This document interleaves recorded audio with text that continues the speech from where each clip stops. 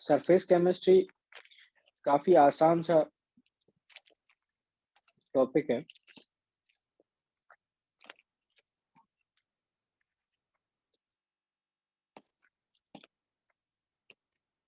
और ये एकदम मतलब फिजिकल में आता है, बट इसमें फिजिकल जैसा है कुछ नहीं, मतलब काफी याद करने वाला या फिर क्या कहते हैं थियोरेटिकल टॉपिक है। तो it's considered as physical chemistry chapter, but इसका पढ़ाई पूरी लगभग इनऑर्गेनिक ऑर्गेनिक टाइप की होती है। तो इसमें चैप्टर में 3 पोर्शन है। इसमें कौन सा वाला पोर्शन रिलेटेड है तुम्हारे बोर्ड में? एडजॉर्प्शन की, कैटलिस्ट की, कोलॉइडल, या इनके भी किसी पार्ट का कुछ रिलेटेड है?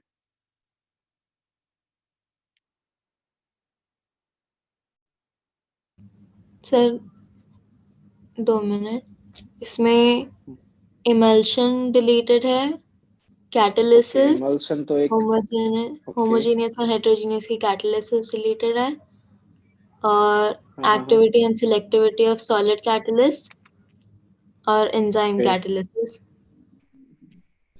तो मतलब बेसिकली लगभग पूरा कैटलिस्ट रिलेटेड है ना? Yes sir. अपन तो पूरा पढ़ेंगे एग्जाम पॉइंट ऑफ व्यू से, तो नीट में तो पूरा आएगा। Yes sir. तो उसकी प्रिपरेशन के लिए क्या कर रहे हो तुम अलग से? नीट के लिए टाइम निकाल पाते हो? नहीं सर, स्कूल की वजह से नहीं मिलता। तो थोड़ा बहुत भी पढ़ते हो कि बिल्कुल भी नहीं पढ़ते, पूरा स्कूल पे फोकस है अभी? सर स्कूल का होता है, फिर ट्यूशन में हो जाए, सो एंड देन और भी कुछ अगर ऑनलाइन वीडियोस या कुछ मिल जाए तो उसका कंबाइन करके मैं पढ़ लेती हूँ। तो ये पेस का जो टेस्ट वगैरह हो रहा है तुम्हारा, वो देती हो एग्जाम? TWTs वगैरह चल रहे हैं? सर वो मैंने एग्जाम चालू होने से पहले ही दिया था, बट एग्जाम वीक में मैंने कुछ भी नहीं दिया है।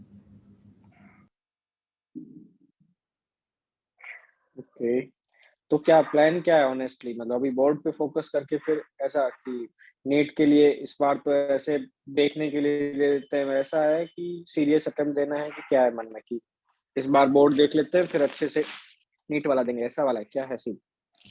मन में कुछ तो सर चलता होगा ना? प्रॉब्ली वैसा ही होगा, because board and entrance exam in सब का कंबाइन करके बहुत ज़्यादा प्रेशर बन रहा है। सो मैं सोच रही हूँ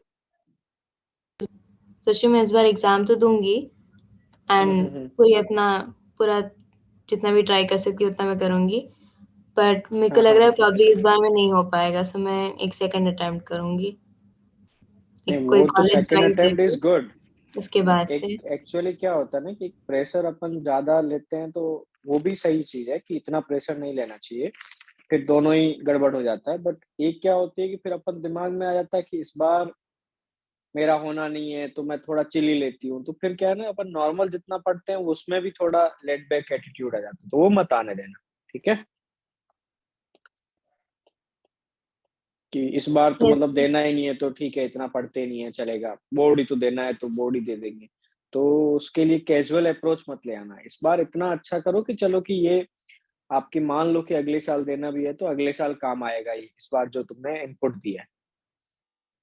इसको एकदम ऐसा कैजुअल मत लेना कि अब कोई फर्क ही नहीं पड़ रहा है, इस बार तो वैसे ही दे, बस देने के लिए दे रही हूँ तो जस्ट फर्क नहीं पड़ रहा, वैसे मत देना। ठीक है, यस सर। चलो। तो इस चैप्टर में ये कैटलिस्ट जो तुम्हारा डिलीटेड है, वैसे भी एग्जाम पॉइंट ऑफ व्यू से बहुत कम सवाल पूछे जाते हैं। सबसे ज्यादा सवाल यहाँ पे कोलोइडल सॉल्यूशन के पार्ट वाले से पूछा जाता है। ये प्रेफरेंस वाइज से मैंने इसका पार्ट्स कर रखे हैं। सबसे ज्यादा प्रिफर्ड, सबसे ज्यादा सवाल पूछे जाते हैं कोलोइडल सॉल्यूशन से पूछे जाते हैं, फिर एडजॉर्प्शन वाले से पूछे जाते हैं, सबसे कम जो पूछे जाते हैं कैटलिस्ट से पूछे जाते हैं। इसमें आप ढंग से एनसीईआरटी पढ़ लो तो काम बन जाएगा। फिजिकल केमिस्ट्री में मैंने एनसीईआरटी पढ़ने का अब तक मैं सिर्फ इस चैप्टर के लिए बोल रहा हूँ, तो इसमें एनसीईआरटी और थोड़ा यहाँ पे अपन कॉन्सेप्चुअल चीजें सीख लेंगे, तो वो दोनों कर लोगे तो फिर और कुछ नहीं चाहिए, भले कोई सा भी एग्जाम हो जाएगा आपका। अब उसके लिए अपन सबसे पहले जो सबसे इम्पोर्टेंट है कोलोइडल सॉल्यूशन, उसको पढ़ते हैं। तो इसमें ये तो अपन ने बचपन में पढ़ा होता है कि मिक्सचर जो होता है, मिक्सचर क्या है, क्या होते हैं, होमो और हेट्रो टाइप के दो मिक्सचर्स होते हैं, है ना। Yes sir. तो होमो वाले में एक होता है, होमो का एक टाइप ही होता है बेसिकली, होमोजेनियस मिक्सचर और हेट्रोजेनियस मिक्सचर में होमोजेनियस का एक मिक्सचर का टाइप होता है ट्रू सॉल्यूशन करके बोलते हैं। इनफैक्ट अपन ने जो लिक्विड सॉल्यूशन पढ़ा, ideal solution, non ideal solution, सारे सॉल्यूशन के टाइप है, उसमें अपन एक ट्रू सॉल्यूशन करके बोल रहे हैं। ट्रू सॉल्यूशन मतलब वही सॉल्यूट सॉल्वेंट हिस्सा है। हेट्रो का एक टाइप होता है सस्पेंशन। सस्पेंशन मतलब क्या है, इनका दोनों का टाइप बताएं तो ये पानी है, पानी में यदि मैं नमक ऐड कर दूं तो क्या लगेगा, क्या बनेगा, सॉल्यूशन की सस्पेंशन, नमक ऐड कर दूं सॉल्यूशन। सॉल्यूशन। और यदि मैं इसमें रेत ऐड कर दूं, है ना, सैंड पार्टिकल्स ऐड कर दूं तो क्या बन जाएगा, सस्पेंशन, जो थोड़ी देर बाद में सेटल डाउन हो जाएंगे, है ना। Yes sir. तो अपन बोल रहे हैं कि जो सो कॉल्ड कोलोइडल सॉल्यूशन होता है वो ना प्योरली होमोजेनियस मिक्सचर होता है ना हेट्रोजेनियस मिक्सचर होता है। कोलोइडल सॉल्यूशन में कुछ प्रॉपर्टीज हेट्रोजेनियस की होती है, कुछ प्रॉपर्टी किसकी होती है, होमोजेनियस की होती है। तो एक अलग ही टाइप का मिक्सचर है, इसको अपन कोलोइडल सॉल्यूशन बोलते हैं। ना वो प्योरली हेट्रोजेनियस है ना वो प्योरली होमोजेनियस है, मतलब ना पूरी पूरी प्रॉपर्टीज होमोजेनियस वाली है ना पूरी पूरी प्रॉपर्टीज हेट्रोजेनियस वाली है। अब जैसे कि ये मिल्क हो गया, तो मिल्क क्या थोड़ी देर में आपने मिल्क डाल रखा है तो ऐसा तो नहीं होता ना, उसमें प्रोटीन्स वगैरह वो नीचे जाके सेटल डाउन हो जाते हैं, ऐसे हो जाता है कि पूरा हर टाइम मिक्स्ड ही रहता है, थोरोली मिक्स्ड रहता है पूरा, तो मिक्स रहता है। थोरोली मिक्स्ड रहता है। तो थोरोली मिक्स्ड वाली प्रॉपर्टी किसकी हो गई, होमोजेनियस वाली हो गई कि हेट्रोजेनियस वाली हो गई। थोरोली मिक्स्ड कौन रहता है, रेत पानी में डालें वो कि नमक डालें वो, होमोजेनियस वाली। और अब वो जो जो प्रोटीन्स वगैरह है, नमक का क्या होता है कि नमक पूरा उसमें क्या हो जाता है, सोल्यूबल हो जाता है, सोल्यूबल हो जाता है। बट जो आपको आंखों से दिखते नहीं है प्रोटीन्स पार्टिकल्स, जो भी इसमें मिल्क में कंपोनेंट्स होते हैं, मेडिकल में तुम्हें ज्यादा पता होगा, वो ऐसा नहीं कि पूरे उसमें सोल्यूबल है, वो अभी भी क्या है, इनसोल्यूबल है, इनसोल्यूबल है बट सेटल डाउन नहीं हो रहे। तो ये इनसोल्यूबिलिटी वाला पार्ट ये किसके जैसा प्रॉपर्टी है, हेट्रोजेनियस के जैसा, हाँ या ना। Yes sir. रेत होती है जो पानी में सॉल्युबल। तो आप आपको समझ में आ रहा होगा कि होमोजेनस और हेट्रोजेनस की दोनों की कुछ न कुछ प्रॉपर्टीज है, तो दोनों के बीच का कुछ हो गया, उसको अपन कोलोइडल सॉल्यूशन बोलते हैं। देखो इसमें क्या बोला है, in which substance is not soluble in solvent, not soluble वाली प्रॉपर्टी हेट्रोजेनस वाली होगी, but uniformly distributed, uniformly distributed है, ये होमोजेनस वाली हो गई। And remain stable to, stable का मतलब समझते हो कि मतलब जो थोड़ी देर बाद में सेटल डाउन ना हो जाए, सेटल डाउन ना हो जाए, ये प्रॉपर्टी भी किसके जैसी है, होमोजेनस की हेट्रोजेनस। स्टेबल रहना मतलब सेटल डाउन नहीं होना, ये किसके जैसी होमोजेनियस। प्रॉपर्टी है, होमोजेनस। तो अभी तक जो अपन ने डेफिनेशन देखी उसमें कुछ प्रॉपर्टीज होमोजेनस की है, कुछ हेट्रोजेनस जैसी है। अब जैसे नॉर्मल एग्जांपल है डेली लाइफ का, मिल्क हो गया, बटर हो गया, जेलीज हो गया, क्लाउड्स हो गए, ये सारे कोलोइडल सॉल्यूशन होते हैं। यहाँ एक एक को अलग से करके दिखा रखा है कि ट्रू सॉल्यूशन है, ये सॉल्युबल होता है और ऑटोमेटिकली यूनिफॉर्मली डिस्ट्रीब्यूटेड हो जाता है, या फिर सॉल्युबल मतलब ऑटोमेटिकली सॉल्युबल है, यूनिफॉर्मली डिस्ट्रीब्यूटेड है कि पानी में नमक डाल दो। इनकी जो पार्टिकल्स की साइज होती है, पार्टिकल्स की साइज मतलब पानी में यदि आपने नमक ऐड किया है तो नमक जो घुलने के बाद में जो Na+ और Cl- होगा, इनकी साइज 1 नैनोमीटर से कम होती है, बचपन में पढ़ा होगा। अब सस्पेंशन होता है, सस्पेंशन को अपन हेट्रोजेनस मिक्सचर का एग्जाम्पल हो गया, अनस्टेबल है क्योंकि ये सेटल डाउन हो जाता है थोड़ी देर बाद में, और इनसॉल्युबल तो होता ही होता है। और इनकी जो ये सैंड पार्टिकल्स की साइज है वो पानी में ऐड करेंगे तो सैंड पार्टिकल्स की साइज होगी वो 1000 नैनोमीटर से ज्यादा होगी। कोलोइडल सॉल्यूशन जो होते हैं वो यूनिफॉर्मली डिस्ट्रीब्यूटेड होते हैं, इनसॉल्युबल है, स्टेबल है, और इम्पोर्टेंट, मोस्ट इम्पोर्टेंट बात है कि इनमें जो पार्टिकल्स की साइज होगी वो 1 नैनोमीटर से लेके 1000 नैनोमीटर के बीच में होगी। क्लियर है। ये ना कंडीशन होमोजेनस जैसी है ना हेट्रोजेनस जैसी, इन ये ऊपर वाली तीन जो प्रॉपर्टीज थी उसमें यूनिफॉर्मली डिस्ट्रीब्यूटेड किसके जैसा हो गया, होमो के जैसा। इनसॉल्युबल किसके जैसा हो गया, हेट्रो के जैसा। ये वाला किसके जैसा हो गया, होमो के जैसा। ये वाली इसकी एक यूनिक प्रॉपर्टी है ना, ये हेट्रो की होती है। हेट्रो वाले का होता है 1000 नैनोमीटर से ज्यादा, और होमो वालों का होता है 1 नैनोमीटर से कम पार्टिकल साइज। ये इसकी यूनिक प्रॉपर्टी है कोलोइडल सॉल्यूशन की।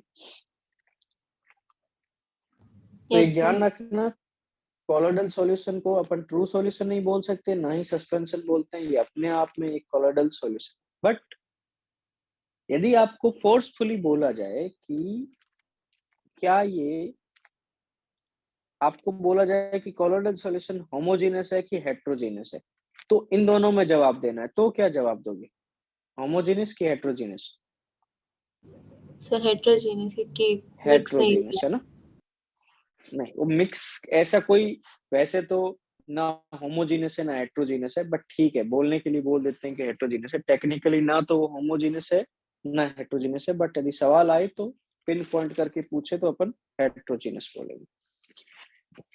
जैसे सॉल्यूशन के दो कंपोनेंट्स होते हैं, कौन कौन से कंपोनेंट्स होते हैं, सॉल्यूट और सॉल्वेंट।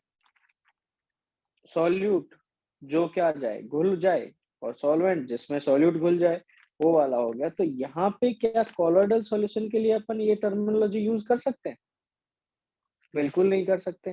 कोलोइडल सॉल्यूशन का सॉल्यूट और सॉल्वेंट तो नहीं बोल सकते, क्योंकि ये सॉल्यूशन नहीं है, ये अलग ही अपना, इसके लिए अपनी टर्मिनोलॉजी होगी। तो इसके लिए टर्म्स चलते हैं, डिस्पर्स्ड फेस, ये नीचे लिखा है देखो, डिस्पर्स्ड फेस और डिस्पर्जन मीडियम। कुछ नहीं, अपन वर्ड डिस्पर्स फेस और डिस्पर्जन मीडियम यूज करेंगे, बट डिस्पर्स फेस एकदम डिट्टो वैसा ही होता है जैसा सॉल्यूट होता है, जो मतलब कम होता है, और सॉल्वेंट इन जनरली क्या होता है, ज्यादा होता है। तो dispersion medium is nothing but solvent है, बट हाँ सॉल्वेंट बोल नहीं सकते, क्योंकि सॉल्वेंट और सॉल्यूट ट्रू सॉल्यूशन के दो पार्ट्स होते हैं। ऐसे ही कोलोइडल के दो इससे अपन बोल सकते हैं, डिस्पर्जन, डिस्पर्स्ड फेस और डिस्पर्जन मीडियम। सोचना अपने को पूरा सॉल्यूट सॉल्वेंट के टर्म में है, बट लिखना अपने को डिस्पर्स्ड फेस और डिस्पर्जन मीडियम। ये बात समझ में आई? Yes sir. डिस्पर्स फेस और डिस्पर्जन मीडियम में कौन किस में घुलता होगा, जरा बताओ तो। Sir dispersed phase dispersion medium में। मीडियम में घुलता होगा, ये कम होता है और ये ज्यादा होता है। सिंपली सॉल्यूट सॉल्वेंट जैसा ही लिखना है। अब अपन क्या पढ़ेंगे, इतना ज्यादा भी डेप्थ में अपने है नहीं चीजें, पहली बार ये चीजें आ रही होती है 8th 9th के बाद में, तो जस्ट फैक्ट्स है, कुछ डेफिनेशन है, इतने ही ऊपर ऊपर सरफेस लेवल पे अपने को पढ़ना है। तो सबसे पहले अपन देख रहे हैं क्लासिफिकेशन ऑफ कोलोइडल सॉल्यूशन, कि कोलोइडल सॉल्यूशन को कितने टाइप्स में अपन क्लासिफाई कर सकते हैं। तो अब अलग अलग तरीके से अपन क्लासिफाई कर सकते हैं। जैसे अब रिएक्शन होती है, तो अब आपने केमिकल काइनेटिक्स में पढ़ा होगा कि रिएक्शन को कितने इंटरमीडिएट्स इन्वॉल्व है, उसके बेसिस पे रिएक्शन को अपन एलिमेंट्री रिएक्शन और कॉम्प्लेक्स रिएक्शन बोल सकते हैं, नहीं बोल सकते? Yes sir. ऐसे रिएक्शंस को अपन फास्ट, स्लो और क्या कहते हैं, मीडियम भी बोल सकते हैं, वो स्पीड ऑफ रिएक्शन पे। तो अलग अलग कैटेगरी के बेसिस पे अपन रिएक्शन को अलग अलग बांट सकते हैं। ऐसे ही रिएक्शन को हीट कैसे इन्वॉल्व हुई है, एक्सोथर्मिक और एंडोथर्मिक भी बांट सकते हैं। तो अलग अलग कैटेगराइजेशन हो सकता है, डिपेंडिंग ऑन कि क्या अपन फैक्टर ले रहे हैं। यहाँ अपन इंटरमीडिएट कितने इन्वॉल्व है, यहाँ स्पीड कैसी है, यहाँ हीट कैसे इन्वॉल्व हुई है, वैसे अपन क्लासिफाई कर रहे हैं। ऐसे ही कोलोइडल सॉल्यूशन को अलग अलग बेसिस पे अपन क्लासिफाई कर रहे हैं। तो पहला क्लासिफिकेशन है based on the nature of interaction between dispersed phase और डिस्पर्जन मीडियम। इन दोनों में मतलब सॉल्यूट और सॉल्वेंट में आपस में कैसा इंटरेक्शन है, उसके बेसिस पे अपन कोलॉइड्स को बांटते हैं। ये आपने सुना होगा, lyophilic colloids and lyophobic. Philic और फोबिक वर्ड तो समझ में आता है। Yes sir. फिलिक मतलब उन दोनों का आपस में क्या है, अट्रैक्शन है, और फोबिक मतलब अट्रैक्शन नहीं है। लायो का मतलब होता है सॉल्वेंट ही होता है। अब यहाँ वर्ड सॉल्वेंट नहीं यूज कर सकते, और सॉल्वेंट की जगह यदि पानी हो जाए तो क्या, सॉल्वेंट पानी हो जाए तो क्या हो जाता है, हाइड्रोफिलिक और हाइड्रोफोबिक। ये नाम तो सुना होगा। Yes sir. हाँ, हाइड्रोफिलिक। लायो इज फॉर सॉल्वेंट, लायो इज लायो में 5 जाए तो इसका मतलब लायोफिलिक का मतलब सॉल्वेंट लविंग। अब सॉल्वेंट तो नहीं बोल सकते, सॉल्वेंट लविंग बोले कि डिस्पर्जन मीडियम लविंग बोले, क्या बोले? डिस्पर्जन मीडियम लविंग बोल सकते हैं, बट समझने के लिए अपन सॉल्वेंट लविंग भी बोल सकते हैं। Yes sir. तो सिंपल लिक्विड लविंग मतलब जो चीज ऐड कर रहे हो, वो जो ऐड कर रहे हो और जो अंदर है चीज, उनका आपस में अट्रैक्शन है, वो एक दूसरे को क्या कहते हैं, पसंद करते हैं। तो यहाँ पे बनना क्या है, कॉलॉइड बनना बहुत आसान है। colloidal solution directly formed by mixing of substances like gum, gelatin, starch, rubber with suitable liquid। ये देख याद रखो, गम, जिलेटिन, स्टार्च, रबर, इनको लिक्विड्स के साथ मतलब डिस्पर्जन मीडियम में ऐड करोगे तो अपने आप इनका ही आराम से क्या बन जाता है, कॉलॉइड बन जाता है। और इन कॉलॉइड्स को अपन लायोफिलिक कॉलॉइड्स बोलते हैं। तो लायोफिलिक कॉलॉइड्स वैसे बहुत ही कम होते हैं, बट ये 3-4 ध्यान रखना, गम, जिलेटिन, स्टार्च, रबर, इनको यदि सूटेबल डिस्पर्जन मीडियम में ऐड कर दी जाए तो यहाँ पे इन दोनों के बीच में आपस में अट्रैक्शन होता है। किसके बीच में, गम में और ये जो डिस्पर्जन मीडियम, इन दोनों के आपस में इसका इसका इसका इसका इसका और इसका, तो अपने आप अच्छे से कॉलॉइड बन जाता है। अब यहाँ लायोफोबिक का मतलब है नो अट्रैक्शन। नो अट्रैक्शन, इसका ये मतलब नहीं है, दिमाग में रखना कि लिक्विड लविंग का मान लो कि लिक्विड को पसंद कर रहा है, जो जिसको ऐड कर रहे हैं अपन, अट्रैक्ट हो रहा है। तो लायोफोबिक का ये मतलब नहीं है कि जो जिसको ऐड कर रहे हैं वो उसको रिपेल कर रहा है। रिपेल नहीं कर रहा है, इसका मतलब वो कुछ भी नहीं कर रहा है। Is that clear? कुछ भी नहीं करना और रिपेल करने में तो फर्क होता है ना। मतलब यस सर। अट्रैक्शन नहीं होना और रिपेल करना, ये दो अलग अलग चीजें, ठीक है। तो यहाँ पे लायोफोबिक में नो अट्रैक्शन है, इसका मतलब ये नहीं है कि नॉट लिक्विड रिपल्सिव, ये ध्यान रखना। तो substance like metals and their sulfides mixed with DM don't form colloidal solution. Their colloidal solution can be prepared only by special methods। यहाँ आसानी से अपने आप इजीली colloids नहीं बनते हैं लायोफोबिक वाले colloids। तो लायोफिलिक वालों में कुछ एक्स्ट्रा मेहनत नहीं करनी, बस ऐड कर दो, दोनों को मिला दो, अपने आप लायोफिलिक कॉलॉइड्स बन जाते हैं। बट यहाँ अलग अलग मेथड्स यूज करनी पड़ती है। तो ये क्लासिफिकेशन अपना था कि डिस्पर्ज फेस और डिस्पर्जन मीडियम के बीच में कैसा रिश्ता है, उसके बेसिस। ये क्लियर है? ये मैं नोट्स भेज दूंगा ग्रुप पे, तो ठीक है ना, अभी लिखने विखने की जरूरत नहीं है, मेरे नोट्स ही भेज दूंगा आपको इधर, ठीक है। Yes sir. ये हैंडराइटिंग समझ में आ जाएगी ना, चल जाएगा ना? हाँ सर। ओके। अब दूसरा एक और कैटेगरी है, अपन पढ़ क्या रहे थे, क्लासिफिकेशन ऑफ कॉलॉइडल सॉल्यूशन। एक कैटेगरी अपन ने पढ़ ली कि उन दोनों के बीच में इंटरेक्शन कैसा है, डिस्पर्जन फेस मीडियम और डिस्पर्ज फेस के बीच में। दूसरा है based on physical state of disperse face and dispersion medium.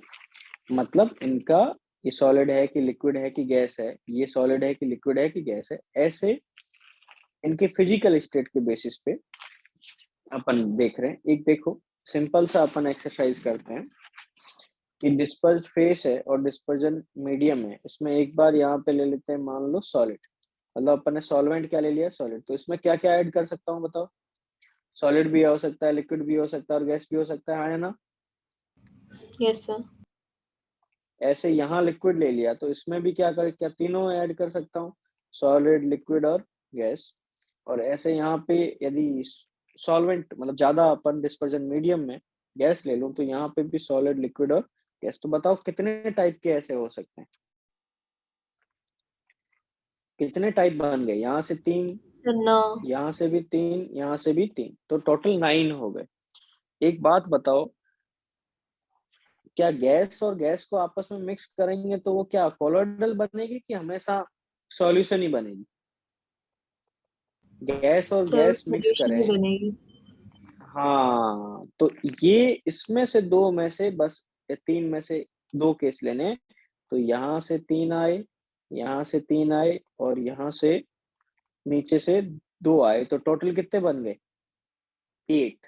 तो 8 टाइप्स ऑफ क्या हो सकता है तुम्हारा, कॉलोइडल सॉल्यूशंस हो सकते हैं। बस एक टाइप नहीं है, गैस इन गैस कभी भी कॉलोइडल सॉल्यूशन नहीं होगा। गैस इन गैस हमेशा क्या होता है, हमेशा ही सॉल्यूशन बनता है, वो होमोजेनियस मिक्सचर होता है, ये हमेशा ही होमोजेनियस मिक्सचर होता है। ये बात समझ में आई? Yes sir. बस यही लिखा है, देखो टोटल कॉम्बिनेशन 9 है, बट उनमें से only 8 types of colloidal solution है। गैस इन गैस वाला ऑलवेज क्या होगा, होमोजेनियस होगा। अब यहाँ पे ध्यान रखें, ये 8 टाइप्स है, ये एनसीईआरटी बुक है पास में?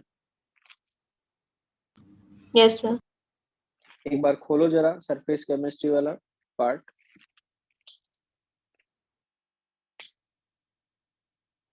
कर लिया ओपन?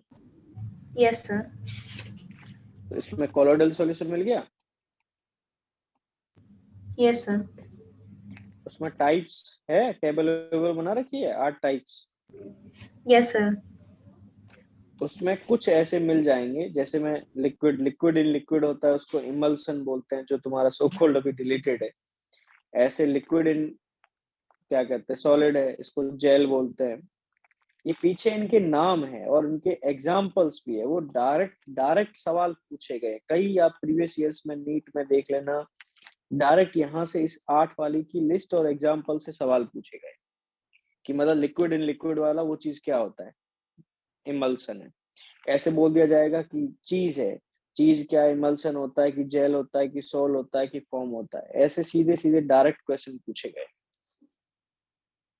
तो ये सबसे इम्पोर्टेंट बात है, यहाँ पे डायरेक्ट डायरेक्ट एकदम सीधे सवाल पूछे गए। आप प्रीवियस ईयर्स के क्वेश्चंस देख लेना।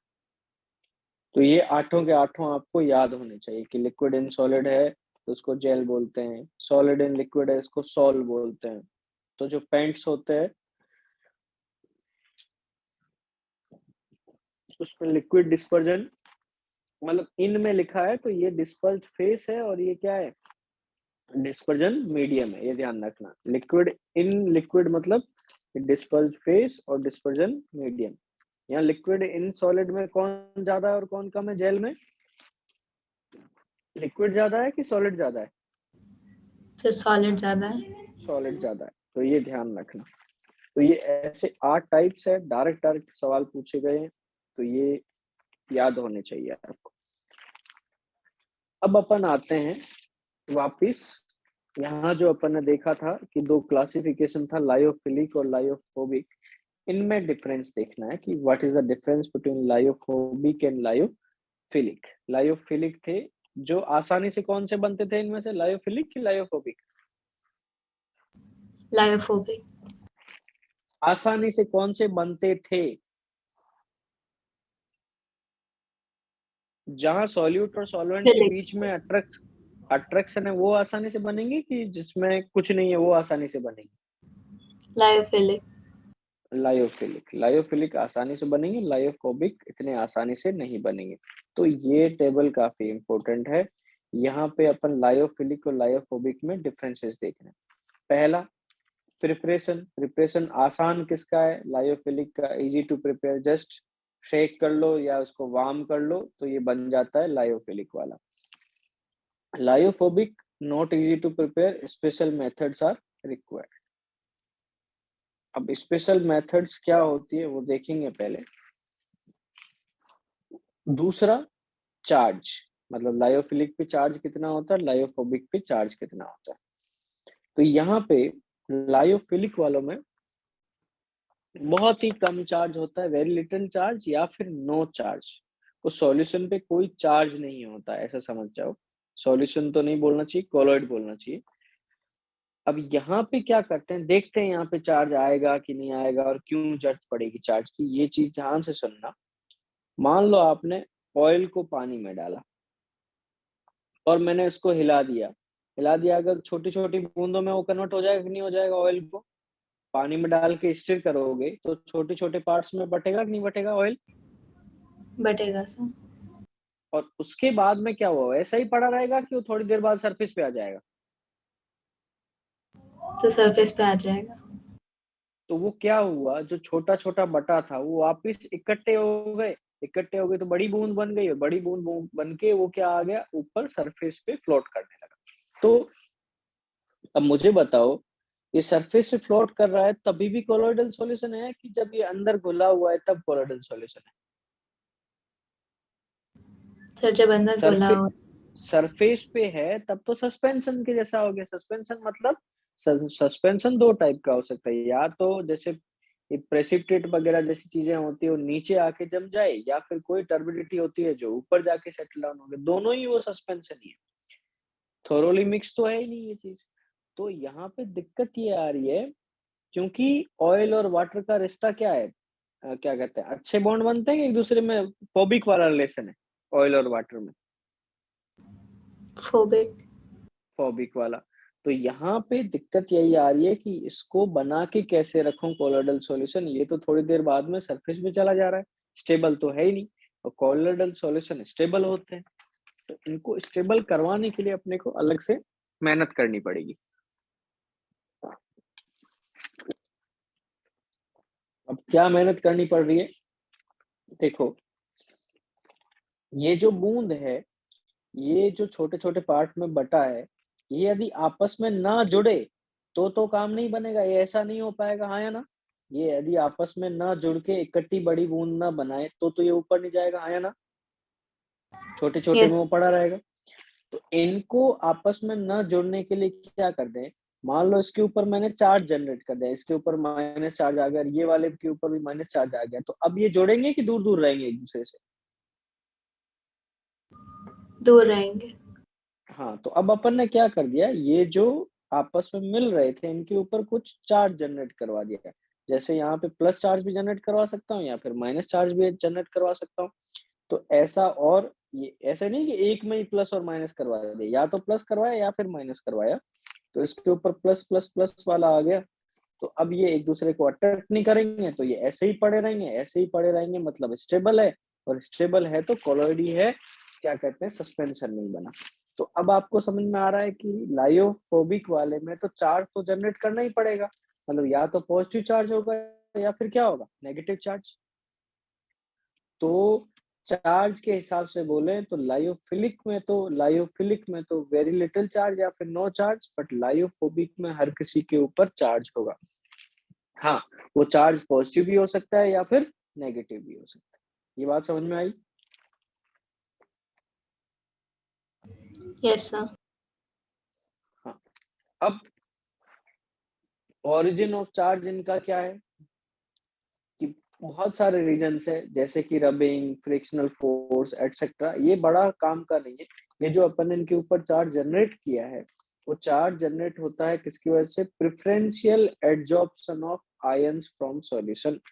Preferential adsorption of ions from solution, ये चार्ज जनरेट कैसे कर रहा हूं मैं, इसके लिए ये नाम बोला जाता है preferential adsorption of ions from solution. अभी अपन ये पढ़ने वाले हैं कि ये चीज क्या है। इधर देखो, preferential adsorption of ions from solution, ये किसके लिए है मेनली? ये दिक्कत किस में आ रही है, स्टेबिलिटी वाली दिक्कत किस में आ रही है, लायोफोबिक में कि लायोफिलिक? लायोफोबिक। लायोफिलिक के लिए तो कोई दिक्कत नहीं है, ये सॉल्यूट और सॉल्वेंट मतलब डिस्पर्जन, मीडियम और डिस्पर्स फेज के बीच में अच्छा रिलेशन है, तो कोई दिक्कत नहीं है। इनको बनाने में दिक्कत है या स्टेबल रखने के लिए दिक्कत है, तो ये जो मेथड है यूज लायोफोबिक के लिए की जाती है।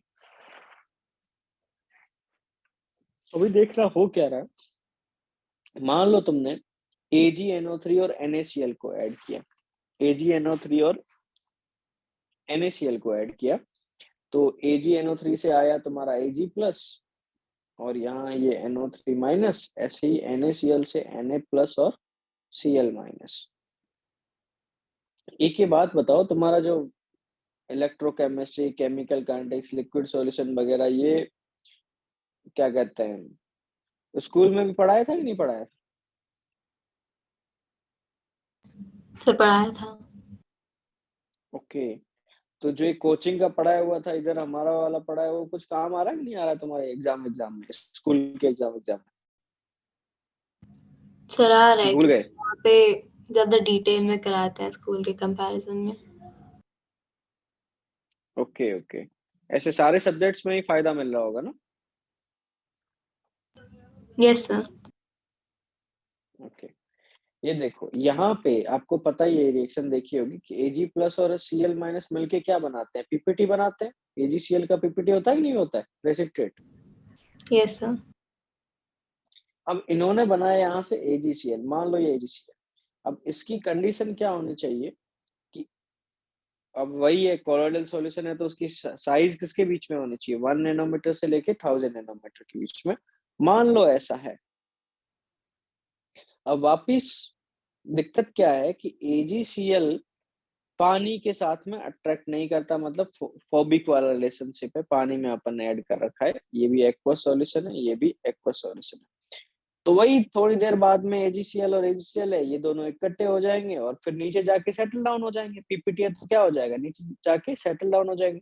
चलो बना है AgCl, बट ये इकट्ठे हो गए, ये बड़ी चीज बन गई, बड़ी जाके नीचे जाके सेटल डाउन हो जाएगी। तो दिक्कत वही आ रही है कि इसको स्टेबल कैसे रखा जाए। तो इनके ऊपर चार्ज जनरेट कर रहा हूँ। चार्ज जनरेट कैसे कर रहा हूँ, ध्यान रखना, यही बातें लिख रखी है। सो अगेन सेम प्रॉब्लम कि after some time will combine and then settle down. तो हाउ टू अवॉइड दिस, इसमें क्या कर रहे हैं अपन, AgNO3 और जो NaCl लिया था उसमें मैंने NaCl को यहाँ पे एक्सेस में ले लिया। मतलब अभी NaCl के ले रहा हूँ, दूसरे बार में AgNO3 को भी लेके बता दूंगा। अभी मान लो कि मैंने NaCl ज्यादा लिया, तो NaCl ज्यादा लिया है, तो मुझे बात बताओ, AgCl का तो पीपीटी बना ही बना। अब मुझे बताओ Ag+ और Cl- में अभी भी सॉल्यूशन में एक्स्ट्रा बचा कौन होगा, Ag+ या कि Cl-? इस वाले आयंस में से देखो कि Ag+ एक्स्ट्रा था कि Cl- एक्स्ट्रा था। Cl-। अब एक क्या होती है, प्रॉपर्टी होती है कि common ions of precipitate is more attracted. Common ions of precipitate is more attracted, मतलब जो ये AgCl पड़ा है इसमें कॉमन आयन, मतलब बाहर की तरफ देखो कि Ag+ और Cl- में एक्स्ट्रा कौन सा पड़ा है, जरा बताओ तो मेरे को। सॉल्यूशन में एक्स्ट्रा कौन सा पड़ा है, Cl-। तो Cl-। Cl- आके इसके ऊपर चिपक जाएगा।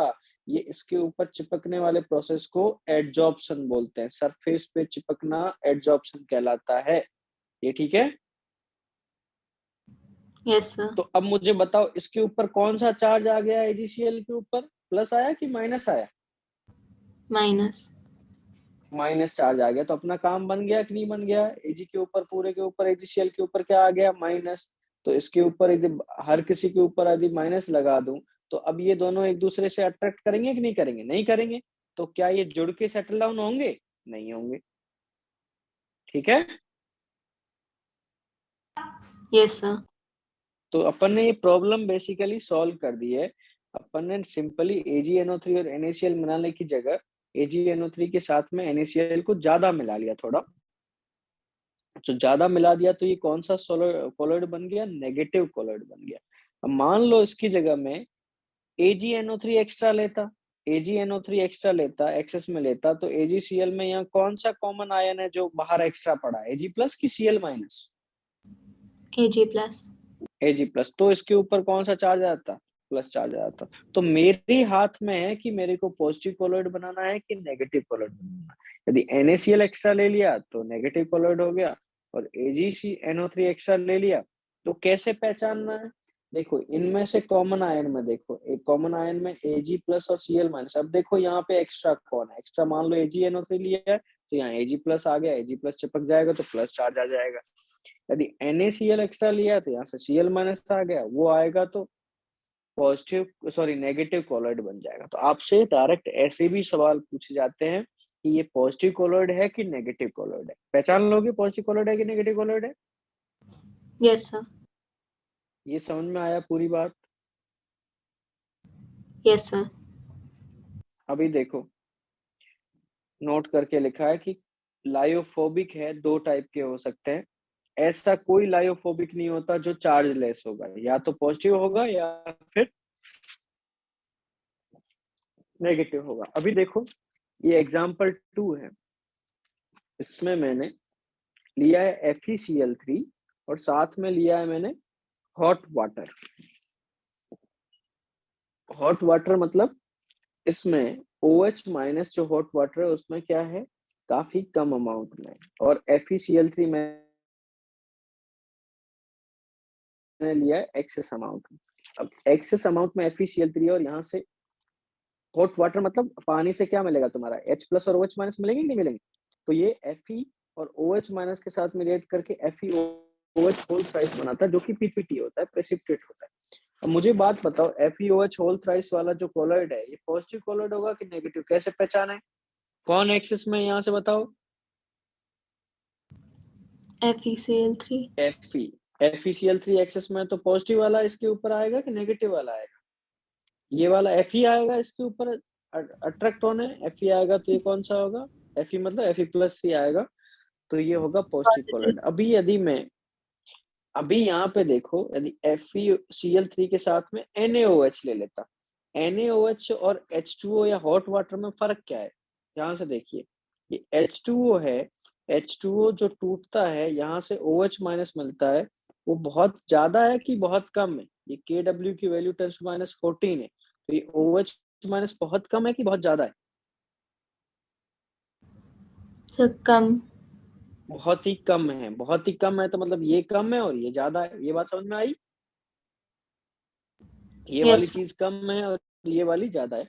अब यदि मैं NaOH लूं, NaOH तो पूरा पूरा क्या है, स्ट्रॉन्ग बेस है, तो ये पूरा पूरा Na+ और क्या हो जाएगा, OH-, तो जितना ये है यहाँ पे पूरा पूरा OH- आएगा, तो फर्स्ट केस और सेकंड केस में OH- कहाँ ज्यादा होगा, हॉट वाटर वाले केस में कि NaOH के केस में,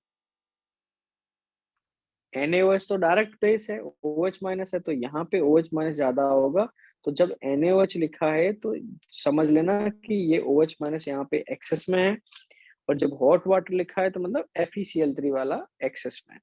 तो इस बार OH- एक्स्ट्रा है, तो यहाँ पे इसके ऊपर कौन चिपकेगा आगे, OH-, तो ये कौन सा बन जाएगा, नेगेटिव कोलॉइड। ये समझ में आई बात। Yes sir. चलो, और कुछ भी इसमें खास बातें हैं, जैसे कि एक टर्म होता है जीटा पोटेंशियल।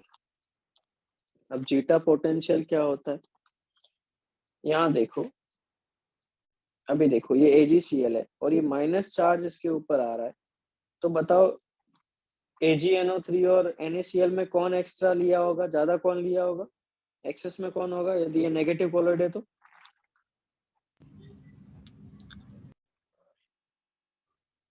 AgNO3 एक्स्ट्रा होगा कि NaCl एक्स्ट्रा होगा, नेगेटिव कोलॉइड कब NaCl। बनेगा, NaCl। अब मुझे बताओ कि Cl- तो आके इसके चिपक गया, मैं बोल रहा हूँ कि एक्स्ट्रा इसमें क्या पड़ा है, Na+, तो Na+ जो एक्स्ट्रा पड़ा है, क्योंकि NaCl एक्स्ट्रा ज्यादा लिया है, Cl- तो आके इसके ऊपर ऊपर एडजॉर्प्शन वाला हो गया, तो Na+ पड़ा है, तो Na+ वाला ये Cl- पे जो नेगेटिव चार्ज है उससे अट्रैक्ट होगा कि नहीं होगा, यस अरे सर। होगा कि नहीं होगा यहाँ पे, तो ये जो इसने ऊपर लेयर तो बना रखी है, तो एडजॉर्प्शन बॉन्ड बना दिया इसके साथ में ना, एडजॉर्प्शन वाला हो गया। एडजॉर्प्शन भी दो टाइप का होगा, पढ़ेंगे अपन, बट Na+ का इनके साथ में वीक फोर्सेस से अट्रैक्टेड है ना, वीक फोर्सेस से अट्रैक्टेड है, ऐसे एक दूर दूर एक लेयर बना रखी होगी। तो जीटा पोटेंशियल क्या होता है, जो ये लेयर आ गई, इस लेयर पे जो चार्ज है Na+ वाला और जो ये अंदर वाला चार्ज है, इन दोनों के बीच में पोटेंशियल डिफरेंस होगा कि नहीं होगा, चार्ज डिफरेंस है तो पोटेंशियल डिफरेंस आएगा, यस सर। और इस पोटेंशियल डिफरेंस को क्या बोलते हैं, जीटा पोटेंशियल। ये जो पोटेंशियल डिफरेंस आया है किसके बीच में, जो नेगेटिव या पॉजिटिव कोलॉइड है उस वाले पॉजिटिव नेगेटिव चार्ज से, और जो उसके कारण जो एक्स्ट्रा बचा था उसकी जो लेयर बनी है, उस दोनों के बीच में जो एक पोटेंशियल डिफरेंस आएगा उसको अपन जीटा पोटेंशियल बोलते हैं, या फिर एक और टर्म बोलते हैं इलेक्ट्रोकाइनेटिक पोटेंशियल। अब एज डिस्टेंस इंक्रीजेज, जितना डिस्टेंस बढ़ेगा ये चार्ज में और Na+ में लेयर्स के बीच में, मान लो एक Na+ यहाँ पड़ा और एक Na+ यहाँ पड़ा है, तो कहाँ के लिए जीटा पोटेंशियल ज्यादा होगा, ये फर्स्ट वाले के लिए कि सेकंड वाले के लिए, तो फर्स्ट। फर्स्ट वाले के लिए, जितना पास होगा उतना अच्छा अट्रैक्शन हो रहा होगा, तो एज डिस्टेंस इंक्रीजेस, तो ठीक है।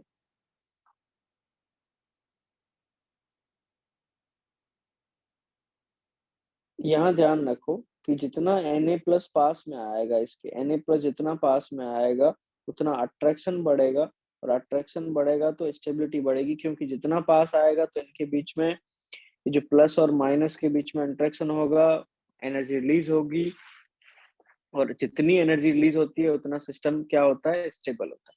अब इन दोनों लेयर्स में फर्क क्या है, जो इसके ऊपर AgCl के ऊपर जो माइनस चार्ज लगा हुआ है, ये एडजॉर्ब्ड है मतलब यहाँ पे फिक्स्ड है, ये हिल नहीं सकते। अब यहाँ पे इसके ऊपर जितने भी Cl- आए, अब उनके पास फ्रीडम नहीं है हिलने डुलने की, यहाँ पे ऐसे मान लो चिपके हुए। और जो Na+ है जो बाहर पड़े, इनके ऊपर ऐसा कुछ कंडीशन है क्या? नहीं ना। No sir. ये Cl- और Na+ में कौन रिलेटिवली ज्यादा फ्री है, Na+ की Cl-? Na+। Na+। तो इसमें अपन बोलते हैं ये जो दो लेयर्स है, ये दो लेयर्स है चार्जेस वाली, एक Cl- की होगी और एक Na+ की, इसको बोलते हैं electric double layer. Electrical double layer में एक तो फिक्स्ड हो गई, ये जो एडजॉर्ब्ड है, दूसरे को अपन मोबाइल लेयर बोलते हैं। मोबाइल लेयर मतलब Na+ की होगी यहाँ पे। Na+ मूविंग है, या फिर ऐसे बोल दो कि नॉट फिक्स्ड है। डिफ्यूज्ड लेयर भी बोलते हैं इसको, Na+ वाले को। डिफ्यूज्ड मतलब दूर दूर है, फैली हुई है, ऐसा समझ सकते हो। तो अलग अलग टर्म्स बोले जा सकते हैं, एक फिक्स्ड लेयर है और दूसरी मोबाइल लेयर बोल सकते हो, या फिर डिफ्यूज लेयर भी बोल सकते हो। और ये दोनों लेयर को इकट्ठा क्या बोलते हैं, इलेक्ट्रिक डबल लेयर। तो कुछ बातें अपन देखे, सबसे पहले तो जीटा पोटेंशियल क्या होता है। जीटा पोटेंशियल इन दोनों लेयर्स के बीच में जो पोटेंशियल डिफरेंस होता है, इसमें एक लेयर फिक्स्ड है, दूसरी लेयर मोबाइल या डिफ्यूज्ड है। जितना Na+ और Cl- पास आएंगे उतना एनर्जी रिलीज ज्यादा होगी, उतना अट्रैक्शन ज्यादा होगा, उतनी स्टेबिलिटी ज्यादा होगी उस कॉलॉइड की। क्लियर है इतनी सारी बातें? Yes sir. अब देखो और क्या वैरायटी के सवाल पूछे जा सकते हैं यहाँ पे, कि कोई कॉलॉइड है वो पॉजिटिव कॉलॉइड है कि नेगेटिव कॉलॉइड है। अब यहाँ पे पॉजिटिव कॉलॉइड और नेगेटिव कॉलॉइड कैसे डिफाइन करें, कि इन दोनों में से मान लो बता दिया कि एक्सेस में AgNO3 एक्सेस में, तो बताओ कौन पॉजिटिव कॉलॉइड होगा कि नेगेटिव कॉलॉइड होगा। अपन कर चुके हैं ये चीज। Sir positive. और यहाँ पे NaCl एक्सेस में ऐसे अपन ने सवाल या ऐसे टाइप के सवाल देखे। दूसरा क्या है, डायरेक्ट सवाल भी पूछे जा सकते हैं कि ये जो चीज है, मान लो सल्फाइड है, PbS है, FeS है, ये पॉजिटिव कॉलॉइड है कि नेगेटिव कॉलॉइड है। तो अपने को ये तो कैसे पता चलेगा, याद होना चाहिए तभी पूछा। ऐसे सवाल तो अपन कर सकते हैं, थोड़ा दिमाग लगा के कर सकते हैं।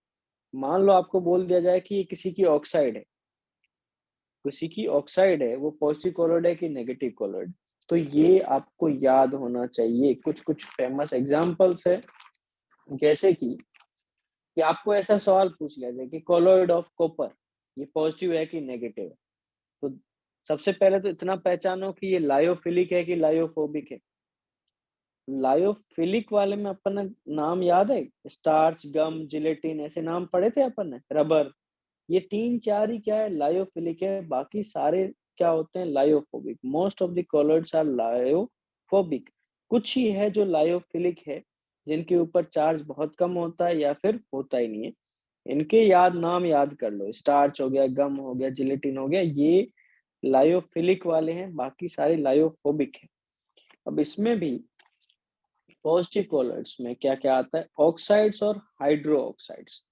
ऑक्साइड और हाइड्रो ऑक्साइड दिख जाए तो आप आंखें बंद करके बोल दो ये पॉजिटिव कॉलॉइड है। सल्फाइड्स याद करना है, प्योरली याद करना है। सल्फाइड्स है तो वो नेगेटिव कॉलॉइड्स है। कॉलॉइड्स ऑफ मेटल है तो वो नेगेटिव कॉलॉइड में। अब बताओ कॉलॉइड ऑफ कॉपर है तो पॉजिटिव है कि नेगेटिव है? कॉलॉइड एक मेटल ही हो गया तो पॉजिटिव है कि नेगेटिव है? नेगेटिव। नेगेटिव। तो ये आपको नहीं पता होता तो नहीं होता।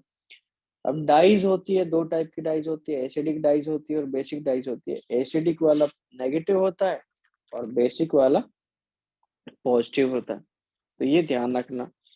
ये मेडिकल में और ज्यादा पूछा जा सकता है। हीमोग्लोबिन होता है, हीमोग्लोबिन पॉजिटिव कॉलॉइड होता है, ये तुम्हें पढ़ाते हैं बायो में। कि कोलॉइड होता है कि नहीं होता है, ऐसे पढ़ाते हैं कुछ? नहीं सर। सर 12th में हीमोग्लोबिन से रिलेटेड कुछ है ही नहीं। तो 11th में नहीं है कुछ? सर 11th में था कि 11th हम्म। में ब्लड के बेसिस पे था, लेकिन 12th में जेनेटिक का ज्यादा है, और लाइक जीन ओके। लेवल पे जो उसमें जो केमिस्ट्री आती है उसका ज्यादा है, जीन का स्ट्रक्चर, डीएनए का स्ट्रक्चर। तो उसमें तो ये प्रोटीन्स वगैरह, एमिनो एसिड्स वगैरह आते हैं, है ना? Yes sir. ओके। तो एच बॉन्डिंग वगैरह संभाल लेते हो तुम? हाइड्रोजन बॉन्डिंग वगैरह, उसमें तो डीएनए में तो एच बॉन्डिंग भी होती है ना? यस सर, वो शुगर का स्ट्रक्चर है, वो सब होता है। ओके, ग्लूकोज फ्रुक्टोज वगैरह, ये सुक्रोज वगैरह। Yes sir.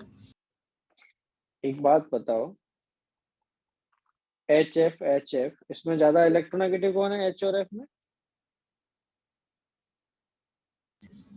Yes sir. Electronegative कौन है एच और एफ में? Sir F. एफ, तो इसके ऊपर डेल माइनस आ गया, डेल प्लस आ गया, ये डेल प्लस आ गया, डेल माइनस हो गया। तो मैं अलग अलग बॉन्ड्स दिखा रहा हूँ, ये 1 हो गया, इसके बीच में ये 2 हो गया, और ये 3 बॉन्ड हो गया। तो 1, 2 और 3 में कौन कौन से एच बॉन्ड्स है, हाइड्रोजन बॉन्ड कौन कौन से है?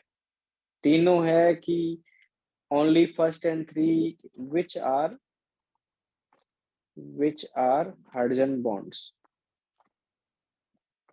Hydrogen bonds?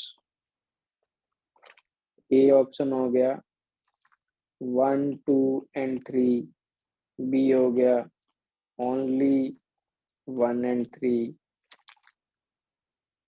सी हो गया ओनली 2। और डी हो गया नन ऑफ दीज।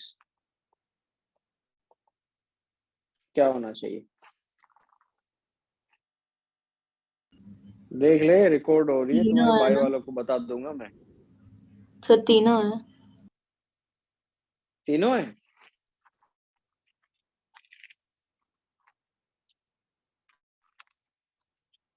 वापिस सोच ले।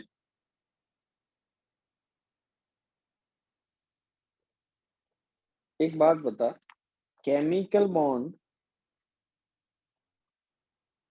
11th कहाँ पढ़ी थी ये बता, केमिस्ट्री सर 11th केमिस्ट्री पढ़ी थी कोचिंग में? Yes sir. भूल गई, याद नहीं है कि क्या है? केमिकल बॉन्ड और थोड़ा हाइड्रोजन रिवाइज बॉन्ड में करना कुछ है। फर्क होता है? केमिकल बॉन्ड और हाइड्रोजन बॉन्ड एक ही होते हैं, कि hydrogen bond is a type of chemical bond, की क्या है, या दोनों हाइड्रोजन अलग अलग चीजें होती है? Chemical. Hydrogen hydrogen bond is a type of chemical bond, तो इसमें हाइड्रोजन पॉजिटिव होता है एंड वो एक नेगेटिव एलिमेंट से पैड होता है। ओके। तू नई नई बातें बता रही है, मेरे को लग रहा है मैं केमिस्ट्री भूल गया हूँ। Hydrogen bond is not a chemical bond लड़की। केमिकल बॉन्ड 3 टाइप के होते हैं।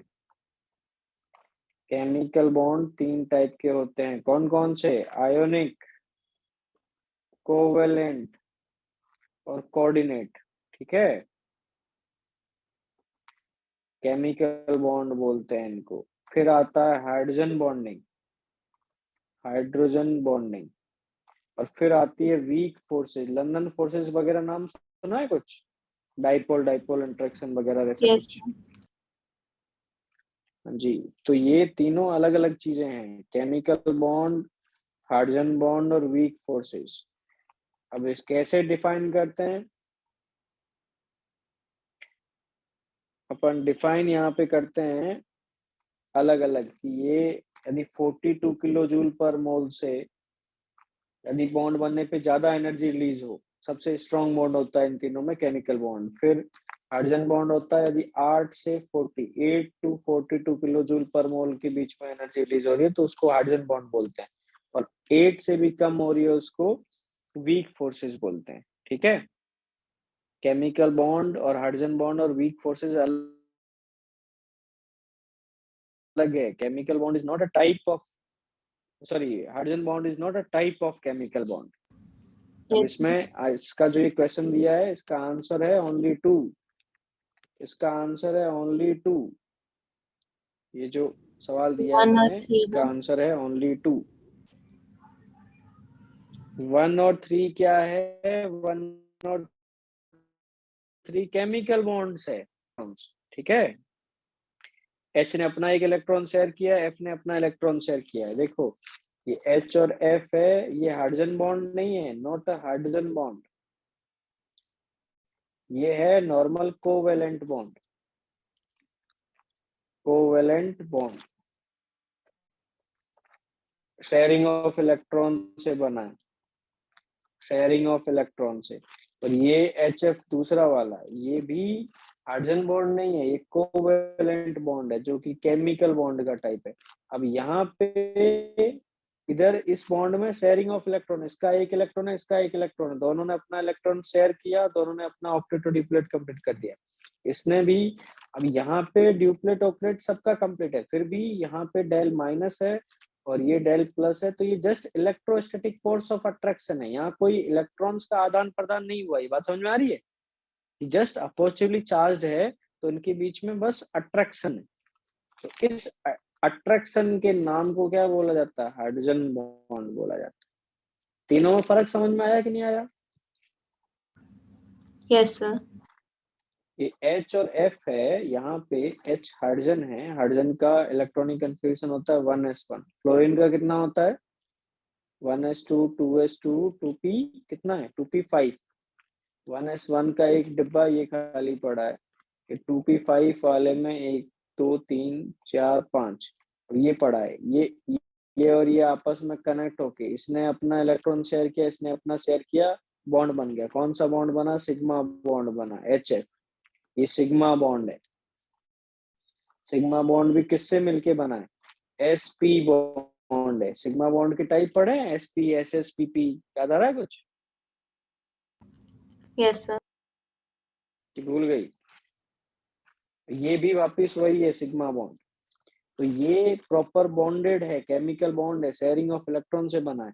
यहाँ तो एक यहाँ पे नेगेटिव चार्ज है, क्योंकि ज्यादा इलेक्ट्रोनेगेटिव है, ये इलेक्ट्रोपॉजिटिव है, तो इनके बीच में एक बस ऐसे समझ लो कि ये डेल माइनस हो गया, ये डेल प्लस हो गया, एक डाइपोल डाइपोल इंटरेक्शन है. ये भी एक डाइपोल है, ये भी एक क्या है? डाइपोल.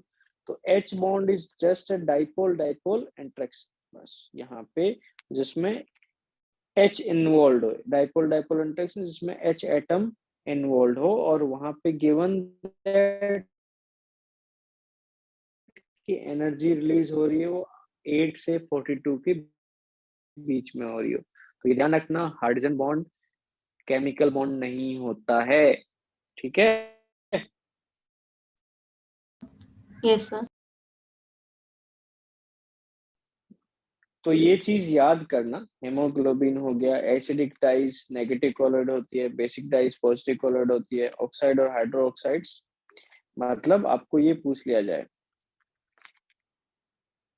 हाइड्रो ऑक्साइड मतलब FeOH होल थ्राइस वाला, और अलग से मेंशन नहीं किया है कुछ भी, तो FeOH होल थ्राइस करके दे रखा है. बोला जाए पॉजिटिव कोलोइड है कि नेगेटिव कोलोइड, तो कौन सा वाला बोलोगे? पॉजिटिव कि नेगेटिव?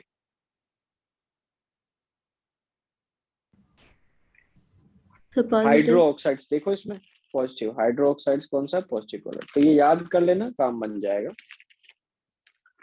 आगे है अपने अभी तक डिफरेंसेस चल रहे हैं. इधर देखो कहाँ से डिफरेंसेस शुरू किए थे, प्रिपरेशंस, फिर चार्ज पे आए थे. चार्ज की पूरी कहानी अभी देख रहे थे अपन डिटेल में, चार्ज वाली चीज पढ़ रहे थे.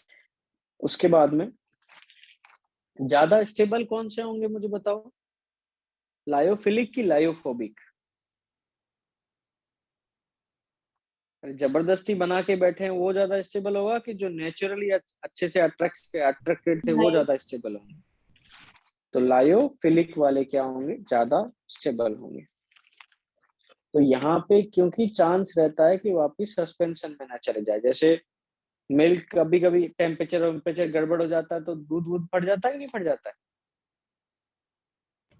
Yes sir. तो ऐसे ही लायोफिलिक वाला स्टेबिलिटी ज्यादा रहती है क्योंकि अट्रैक्शन ज्यादा है, तो वहां पे टेम्परेचर या आउटसाइड फैक्टर्स के लिए वो रेजिलियंट ज्यादा होते हैं। इनके लिए स्टेबलाइजर की जरूरत नहीं है। स्टेबलाइजर मतलब थोड़ी देर में वो नीचे जाके सेटल डाउन ना हो जाए, वैसे वाला कोई यहाँ नौबत ही नहीं आती लायोफिलिक वाले में। बट यहाँ पे लायोफोबिक वालों में स्टेबलाइजर के बिना आप बना के रख भी नहीं सकते थे। स्टेबलाइजर मतलब मान लो एक्सेस ऑफ AgNO3 तभी तो किया, तब उसके ऊपर क्या आया, माइनस चार्ज आपने जनरेट करवाया, उसके लिए एक्सेस में AgNO3 लेना पड़ा कि नहीं पड़ा था। तो वो ऐसे समझ लो कि स्टेबलाइजिंग एजेंट था वो। सिंपल AgCl ऐसा कैसा पड़ा रहता तो वो थोड़ी देर में सस्पेंशन मतलब नीचे जाके सेटल डाउन हो जाता। तो यहाँ से जो अपन ने एक्सेस में चीज लिया था वो स्टेबलाइजिंग एजेंट का भी काम कर रहा था। अगला है रिवर्सिबल है कि इरिवर्सिबल है। ये जो लायोफिलिक वाले होते हैं इसमें आपने डिस्पर्ज फेस और डिस्पर्जन मीडियम को ऐड किया, थोड़ा सा वार्म किया, थोड़ा स्टिर किया उसको, तो कोलर्ड बन गया। और फिर उसके बाद में आपने उसको कोलर्ड को हीट किया, तो वापिस वो हीट करके मतलब अलग अलग हो जाएगा, सस्पेंशन टाइप की बन जाएगा। मतलब क्या है, साइजेस का डिफरेंस आ जाएगा। पहले कोलर्ड है तब साइज 1000 नैनोमीटर से और 1 नैनोमीटर के बीच में, आपने उसको उसमें पानी ऐड कर दिया या फिर ऐसे समझ लो कि उसको हीट कर दिया, वार्म कर दिया, छिड़खानी कर दी, तो वापिस वो क्या बन गया, सस्पेंशन बन गया। तो सस्पेंशन से वापिस अपन थोड़ा उसको स्टिर करें, उसी को वापिस पानी थोड़ा ऐड करके वापिस स्टिर करें, तो वापिस क्या बन जाएगा, कॉलर। तो देखो कॉलर्ड बनना और कॉलर्ड से सस्पेंशन, सस्पेंशन से वापस कॉलर्ड, नॉर्मल प्रोसेस से जा सकते हो तो प्रोसेस क्या कहलाता है, रिवर्सिबल कहलाता है। नॉर्मल रिवर्सिबल प्रोसेस है कि कॉलर्ड से सस्पेंशन, सस्पेंशन से वापस कॉलर्ड जा सकते हो। बट ये जो लायोफोबिक वाला होता है इसमें एक बार आपने कॉलर्ड बना ली और उसको आपने हीट अप कर दिया तो सस्पेंशन तो बन जाएगा, बट फिर वापस आप चाहो कि थोड़ा ठंडा करके और पानी ऐड करो और वापस वो वाली चीज बन जाए, तो वो शुरुआत से फिर शुरू करना पड़ेगा। ऐसे यहीं से ही वापस नहीं जा सकते। ये बात समझ में आई कि नहीं आई। कॉलर्ड से सस्पेंशन, सस्पेंशन से वापस कॉलर्ड लायोफिलिक वाले में बहुत इजीली जा सकते हैं, बट लायोफोबिक में एक बार आपने सस्पेंशन कर दिया उसके बाद में शुरुआत से ही शुरू करना पड़ेगा। उसी सॉल्यूशन को, दूध, फटे हुए दूध को वापस दूध बना सकते हो। नहीं सर। तो ये बात समझ में आ रही है कि आराम से अपन समझ सकते हैं कि हाँ, दूध फट तो सकता है, सस्पेंशन तो बन सकता है, बट फटे हुए दूध को वापिस वापिस दूध बनाना ये बहुत खतरनाक काम है, पता नहीं कोई कर पाता है कि नहीं कर पाता। तो उसके लिए आपको शुरुआत से ही शुरू करना पड़ेगा, इस कारण इसको इरिवर्सिबल बोलते हैं। चलो अगला है particles may or may not migrate in electrical or magnetic field.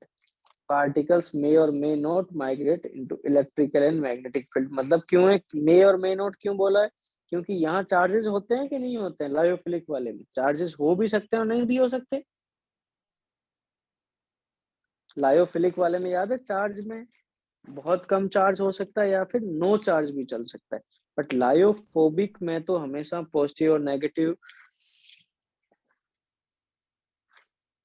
कॉलर्ड्स होते हैं। तो ये माइग्रेट करेंगे कि नहीं करेंगे इलेक्ट्रिकल और मैग्नेटिक फील्ड में।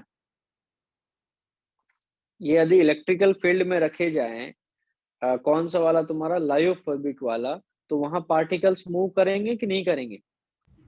सर करेंगे। अब मान लो आपने प्लेट्स लगा दी, ये प्लस लगा दिए, माइनस लगा दिया, और AgCl लिया, और AgCl में आपने एक्सेस में AgNO3 लिया था, तो बताओ किस तरफ जाएगा, प्लस की तरफ कि माइनस की तरफ। एक्सेस में आपने AgNO3 लिया था। सर प्लस की तरफ। वापिस बोल, वापिस बोले, आराम से बोले। सर AgCl में एक्स, प्लस का पॉजिटिव का राइट बना हाँ तो इसके नेगेटिव ऊपर प्लस चार्ज है ना, तो ये किस तरफ जाएगा, नेगेटिव वाले की तरफ, है ना, कैथोड की तरफ जाएगा, कैथोड की तरफ जाएगा। और ये ऐसा ही सवाल पूछ ले कि कैथोड की तरफ जाएगा कि एनोड की तरफ जाएगा, ये भी पता होना चाहिए।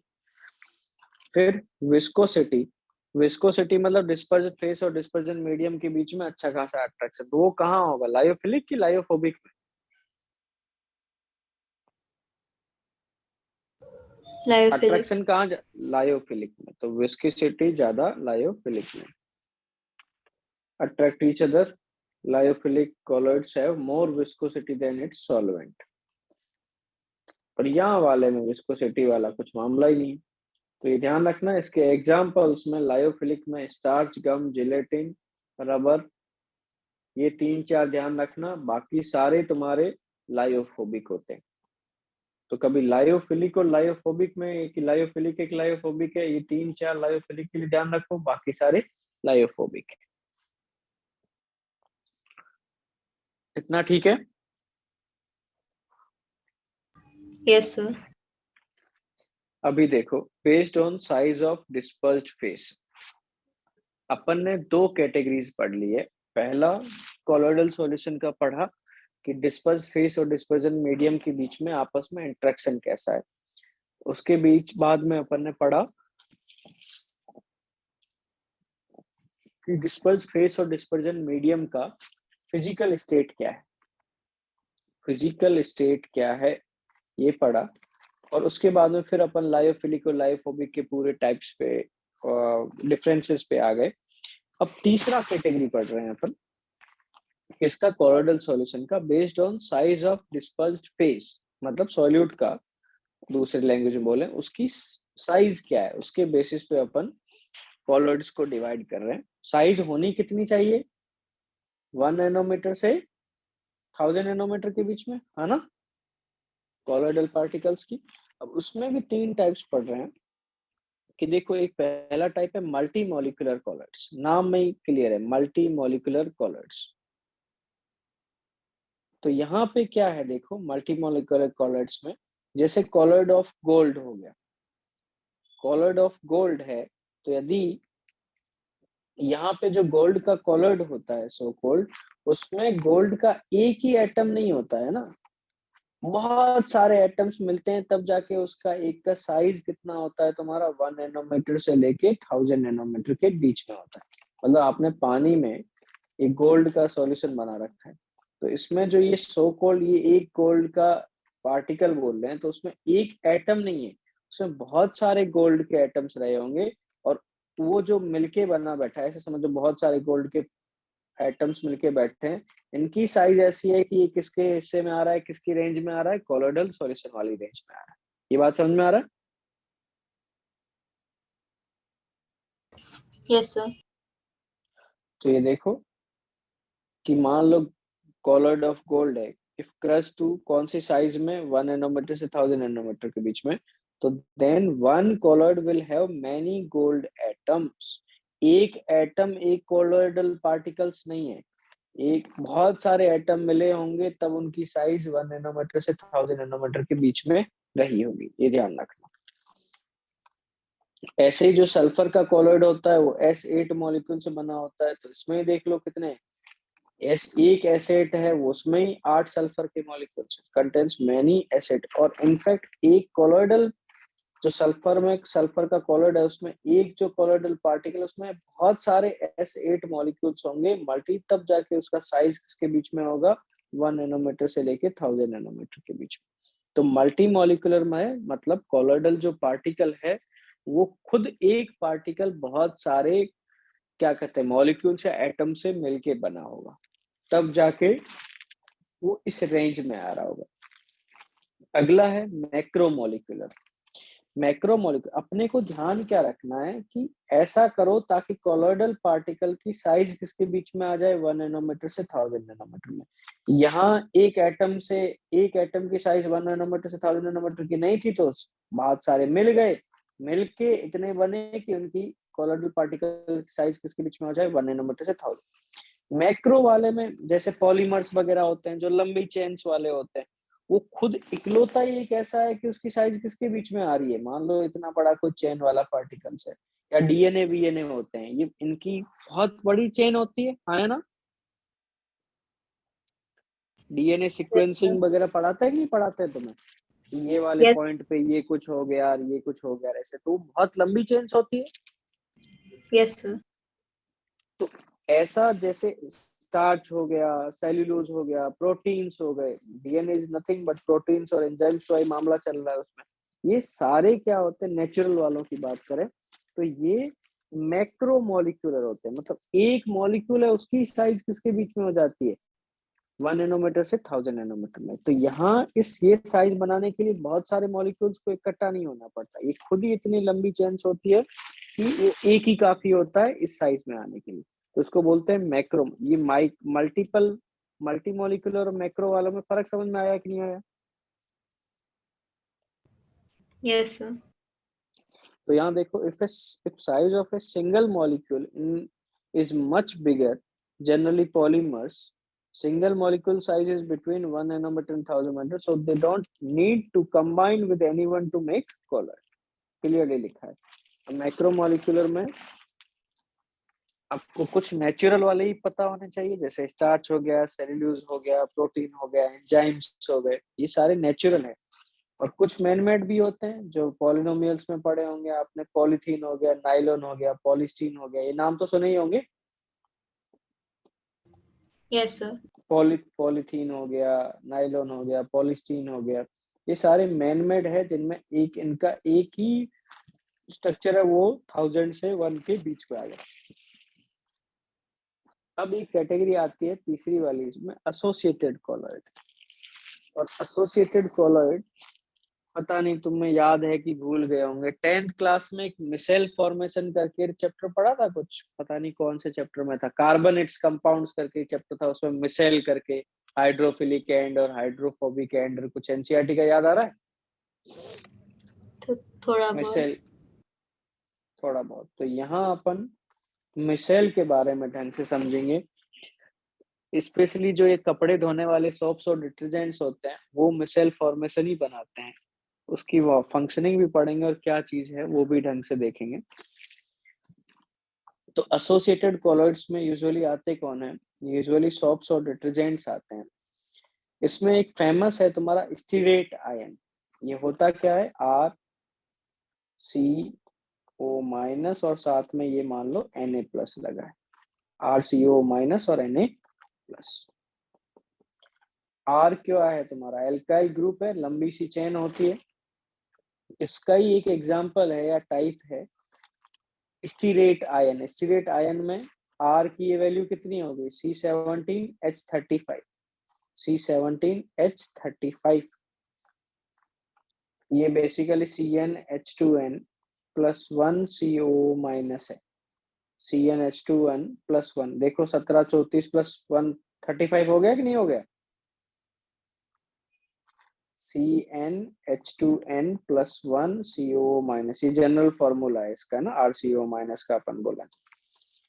तो स्टीरेट आयन होता है इसमें 17 ऐसे, समझ रहे हो, कार्बन कितने हैं 17 और फिर फाइनली कितना आ गया CO माइनस, ऐसे ये 17 है, बस लगा नहीं रहा हूँ कितने भी।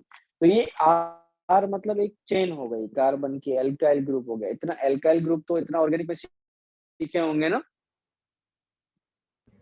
Yes, sir. हाँ, तो एक स्टीरेट आयन है, ये अकेला इतना आए तो ये इतना है तो बड़ा, बट इतना भी बड़ा नहीं है कि अकेले से साइज कितने कितने बीच में हो जाए, 1 नैनोमीटर से 1000 के बीच में आए। तो अब ये करते क्या है, देखो मान लो ये इसको एक को एग्जांपल में दो, तो ये तो पूरी पूंछ तो आर वाले जैसी होगी, सिर्फ कार्बन है इसमें, और लास्ट में ये COO माइनस है जो सो कॉल्ड, तो एक O माइनस वाला हिस्सा आ गया। अब इस जो स्टीरेट आयन ही हो गया, इसमें ही दो हिस्से हैं, एक ही O माइनस वाला हो गया और बाकी सारा पूरा न्यूट्रल टाइप का हो गया, ये कार्बन से बेसिकली है ना, ये करके O माइनस बना दिया। तो ये वाला जिसके ऊपर माइनस चार्ज है, पानी में डालेंगे तो कौन सा हिस्सा पानी को ज्यादा अट्रैक्ट करेगा, ये माइनस चार्ज वाला कि ये जो कुछ भी चार्ज नहीं है वो वाला, पानी के काम का कौन सा हिस्सा है, ये माइनस चार्ज वाला, ये 1 वाला कि 2 वाला? पानी खुद पोलर है कि नॉन पोलर है, पानी पोलर है कि नॉन पोलर है, पानी के ऊपर चार्जेस होंगे कि नहीं होंगे, ये डेल माइनस है और ये डेल प्लस है, आया ना। Yes, sir. तो लाइक लाइक्स थी लाइक, ऐसा सुना है कि नहीं सुना है, एक जैसे इंसान एक जैसे Yes, इंसानों को sir. पसंद करते हैं। तो ये वाला किसकी तरफ अट्रैक्ट होगा, इसकी तरफ अट्रैक्ट होगा कि नहीं होगा, ये इसके ऊपर Yes. माइनस चार्ज पड़ा है। तो ये जो ये माइनस चार्ज वाला एंड है, इसको अपन बोलते हैं लायोफिलिक एंड, लायोफिलिक एंड। और यदि लायो मतलब सॉल्वेंट पानी हो तो हाइड्रोफिलिक एंड हो जाएगा। और दूसरे वाला है वो क्या हो गया, यहाँ पे कोई चार्ज है नहीं, तो ये क्या हो गया तुम्हारा लायोफोबिक एंड हो गया, मतलब इसको पानी से कोई लेना देना नहीं, इस वाले को नॉन पोलर हो गया बेसिकली। ये वाला हिस्सा कौन सा हो गया, नॉन पोलर, इस पे ऊपर कोई पोलरिटी नहीं है। ये वाला हो गया पोलर हिस्सा। ये वाला पानी को पसंद करता है तो उसको लायोफिलिक एंड बोल दो, मतलब लायो जब हाइड्रो हो जाए तो हाइड्रोफिलिक एंड हो गया, दूसरा हो गया तुम्हारा हाइड्रोफोबिक। अब इसको ध्यान से समझते हैं कि size of single molecules is less than 1 nanometre. एक इकलौता 1 नैनोमीटर से ज्यादा नहीं है, कम है, तो कॉलर्ड बनाने के लिए अकेले से काम चलेगा कि और भी ऐसे लाने पड़ेंगे कॉलर्ड, कॉलर्ड बनाने के लिए? कॉलर्ड बनाने के लिए साइज किसके बीच में होना चाहिए, 1 नैनोमीटर से 1000 नैनोमीटर के बीच में। तो अब ये क्या करते हैं, ऐसे बहुत सारे पास में आते हैं, तो पास में कैसे आते हैं वो देखो। लायोफिलिक एंड और लायोफोबिक एंड में कौन सा एंड, ये सारे जो पूंछ वाले एंड है, ये सारे कौन से एंड है बताओ जरा, लायोफिलिक की लायोफोबिक? ये पानी से अट्रैक्ट हो रहे हैं कि नहीं हो रहे अट्रैक्ट, जो ये नीचे वाला एंड जो अभी दिखा रहा हूँ? सर नहीं हो रहा। नहीं हो रहे, तो जो एक जैसे हैं वो सारे एक तरफ आ गए, तो दूसरे वाले सारे एक तरफ आ गए। सारे क्यों एक तरफ है, क्योंकि बाहर पानी पड़ा है, तो पानी पड़ा है तो H प्लस से क्या हो रहे होंगे, सारे अट्रैक्ट हो रहे होंगे। H प्लस मतलब ये डेल डेल H प्लस से जो भी पड़ा है, से सारे अट्रैक्ट हो रहे होंगे।